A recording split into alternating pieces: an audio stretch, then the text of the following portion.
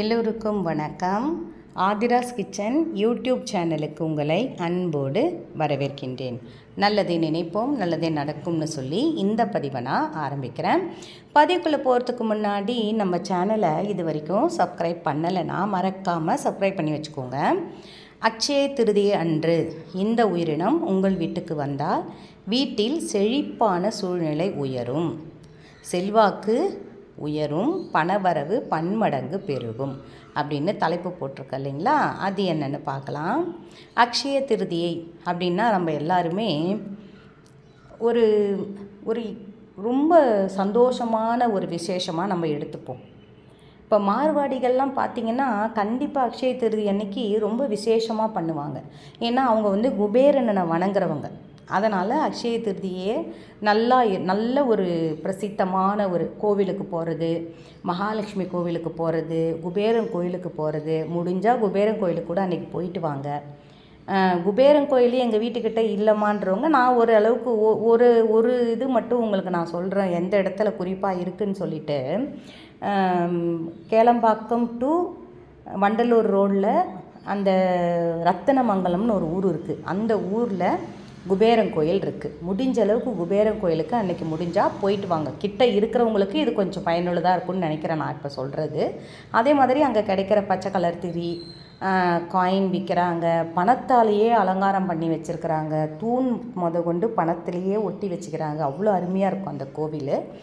அந்த மாதிரி அக்ஷய திருதி அன்னைக்கு நம்ம நிறைய பேர் இப்போ கிட்டத்தட்ட ஒரு 20-30 வருஷமாகவே இந்த அக்ஷய திருதி ரொம்ப பிரசித்தமாக தான் இருக்குது. எல்லாருக்குமே நல்லா தான் இருக்குது. நல்லாவும் இந்த பணம் நகை வாங்கிறது.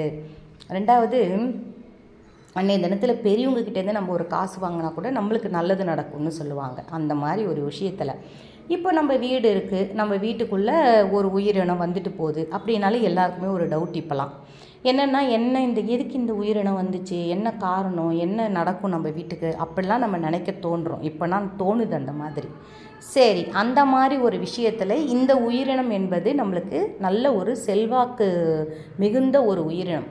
அது முடிஞ்ச அளவுக்கு அன்றைக்கி உங்கள் கண்ணுக்கு தெரியாது. அது என்னன்னா பள்ளி தான். அது பள்ளி நம்ம கண்ணுக்கு அட்சய திருதி அன்னைக்கு தெரியாது, மறைஞ்சிரும்.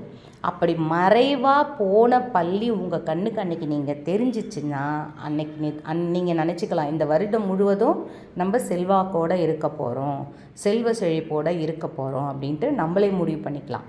அது அடுத்து இன்னொரு உயிரினம் என்னன்னு பார்த்திங்கன்னா சிட்டுக்குருவி. இந்த சிட்டுக்குருவி என்பது நம்ம வீட்டுக்கு வந்துட்டு போனால் கூட நம்மளுக்கு அவ்வளோ ஒரு வீட்டுக்கு ஒரு அபிவிருத்தி, வீட்டுக்கு ஒரு செல்வாக்கு உயரும், நல்ல ஒரு நிறைய பேர் பார்த்திங்கன்னா சிட்டுக்குருவி கூடு கட்டினா மட்டும் ஒரு சந்தோஷப்படுவாங்க. ஏன்னா அந்த குருவி கூடு கட்டிச்சு நம்ம வீட்டிலனா நம்ம வீட்டுக்கு செல்வ செழிப்பு உண்டாக போகுதுன்னு தான் அர்த்தம். அதனால் அக்ஷய திருதி அன்னைக்கு இந்த சிட்டுக்குருவி, பல்லி, அணில், அப்புறம் பைரவர் ரூபம் கொண்ட நாய்கள், பசுவுக்கு கூட நீங்கள் இந்த ஒரு தானத்தை பண்ணலாம். நான் உங்களுக்கு அது இன்னொரு வீடியோவாக நான் உங்களுக்கு போடுறேன். பசு நம்ம வீட்டுக்கு வந்தால் கூட அவ்வளோ நல்லது. அதெல்லாம் நீங்கள் இந்த உயிரினங்கள்லாம் நம்ம வீட்டுக்கு வந்துச்சுனாலே நம்ம நினச்சிக்கலாம், பரவாயில்ல நம்மளுக்கு இந்த வருஷம் நல்லா இருக்க போகுதுன்னு நம்ம நினச்சிக்கலாம். நல்லதே நடக்கும், வெற்றி நிச்சயம். இன்னொரு வீடியோவோட நான் உங்களை மீட் பண்ணுறேன்.